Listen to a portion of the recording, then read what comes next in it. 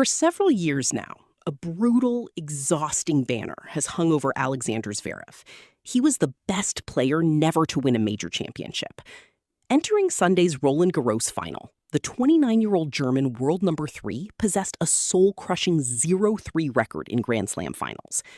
But finally, on a dramatic windswept Sunday in Paris, Zverev got the monkey off his back.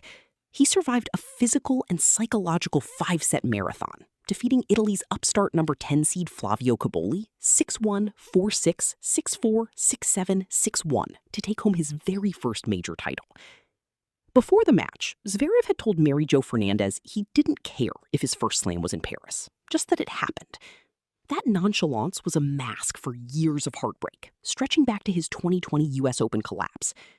With this win, his 25th title, he becomes the first German men's singles champion at Roland Garros since 1937, and the first German man to win any major since Boris Becker won the 1996 Australian Open. But this was not a vintage French Open. The draw was historically gutted. Sinner and Djokovic were upset early, victims of the brutal Parisian heat that many players struggled with. Last year's champion, Carlos Alcaraz, missed the tournament entirely due to injury. Zverev, who had lost 9 straight against Sinner and almost every recent match against Alcaraz, suddenly faced a path to glory without having to face the 3 men who owned the last 15 slams.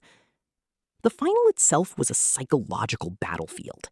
Early on, Zverev ran through a nervy, overwhelmed Cobolli, breaking him 3 times to take the first set easily in just 35 minutes. But Cobolli steadied himself, capitalizing on 2 critical Zverev double faults to take the second. By the 4th set, the tension was unbearable. After Cobolli broke early, Zverev broke back for 3-all. But at 4-3, Zverev's backhand volley failed him, handing the break back. It was at 4-5 in the 4th that the drama peaked.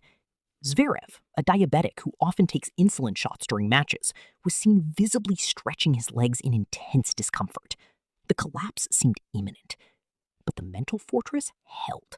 He'd broken back immediately with what John McEnroe called one of the best two-handers ever to keep the set alive. The resulting tiebreaker was raw. Cobolli held 3 set points. At 6-4, the Italian missed a high forehand volley wide that will haunt him. Zverev leveled it, but at 5-6, Cobolli responded with a massive forehand winner to seize the set and force a decider.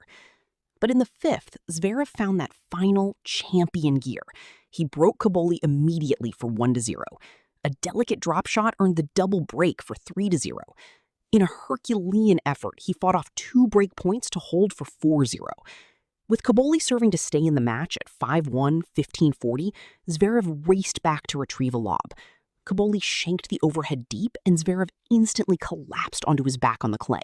The historic weight finally lifted. The victory comes with a massive payout, vaulting Zverev past Andy Murray, Carlos Alcaraz, and Jannik Sinner on the all-time career earnings list with a total of $65.85 million. He had been the only man in the top 10 career list without a Grand Slam title.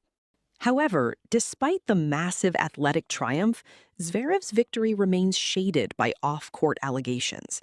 Multiple former partners have accused Zverev of physical and emotional abuse in recent years.